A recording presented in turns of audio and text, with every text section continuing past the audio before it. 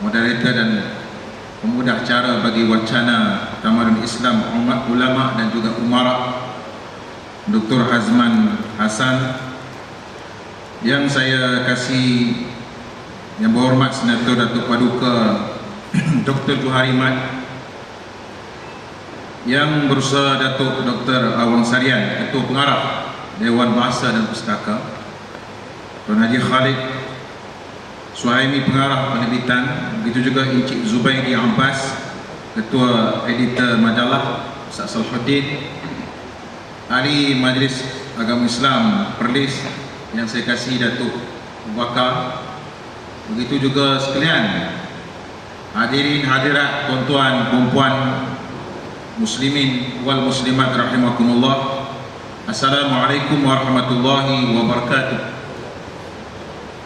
Atas tema Raja ditaati, rakyat dirahmati dan negeri disanjungi, kita akan cuba menguraikan dan mengkupaskan isu yang murni, yang tinggi, yang moga-moga tuan-tuan hadirin hadirat sekalian dapat kita dengan perasaan dan ruh spirit, iaitu menjaga dan juga memelihara watan dan juga kedaulatan.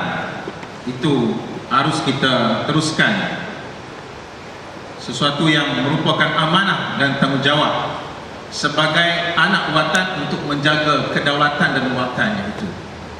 Atas dasar itulah yang menjadi tekongnya, yang menjadi penguasanya Al-Umara, dan didampingi dan dibimbingi oleh Al-Ulama, akan terhasillah anak-anak watan ataupun para rakyat dan masyarakat yang terpimpin dan juga diberikan tunjuk ajar oleh para ulama.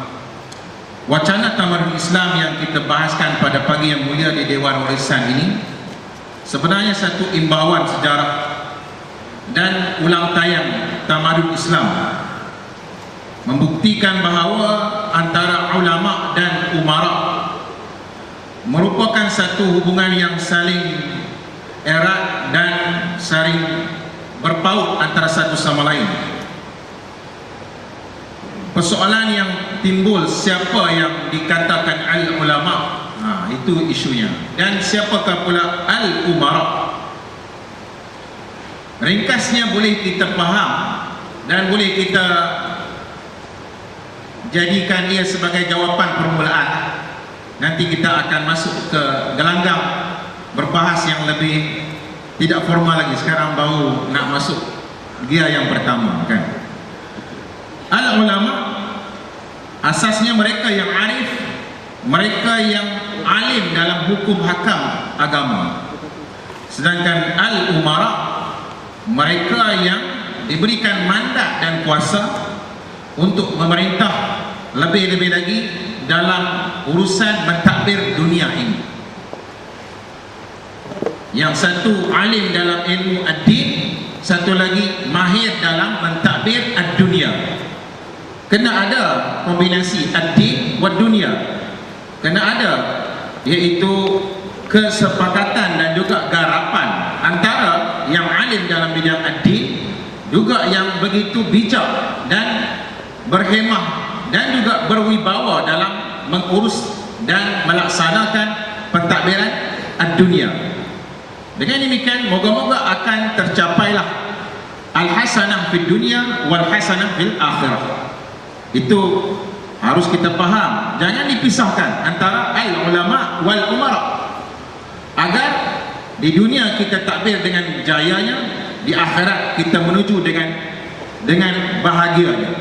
Itu latar belakang dan justifikasi agar terhimpun dan diwacanakan al-ulama wal umara.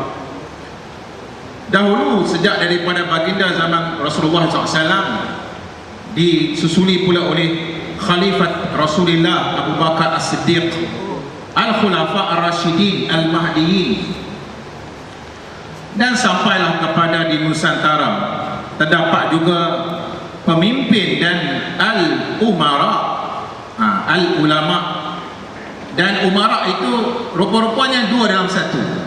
Mereka juga al-umara, mereka juga al-ulama. Dalam keadaan sekarang yang mana keadaan yang sudah pun kita wajar terimalah,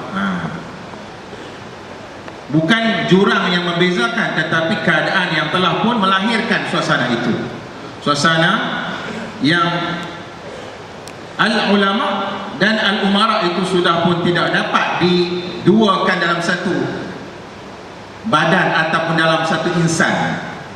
Namun demikian, janganlah sampai dipisahkan, tetapi biarlah dikongsikan, disepakatkan dan digandingkan regu itu. Zaman sekarang mungkin kita payah nak mendapat orang yang alim dalam bidang ulama dan juga dia alim dalam bidang manajemen. Itu yang kalau dapat, alhamdulillah, itu lebih hebat. Tetapi kalau tidak dapat sekalipun, harap-harapnya digarapkan antara al-ulama wal umara. Golongan ini senantiasa mendapat perhatian masyarakat, dan ketika bermulanya Islam di tapak ataupun di tanah Melayu ini, diberikan satu kedudukan yang tinggi kepada para al-ulama.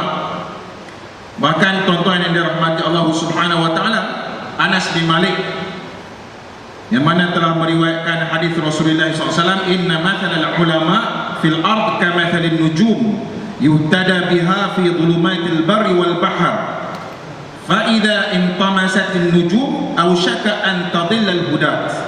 Sesungguhnya umpamaan ataupun ibarat ulama itu ialah berbintang yang berada di langit di malam yang gelap, menjadi panduan dan petunjuk dikala kita yang meraba mencari pedoman.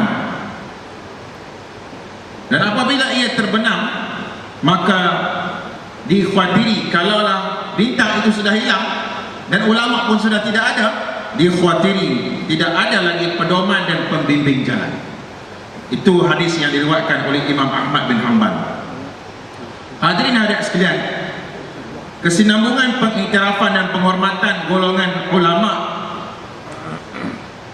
tidak pernah dilupakan, terus dimartabatkan oleh pemerintah dan diangkat golongan ini pada peringkat yang tertinggi dengan diletakkan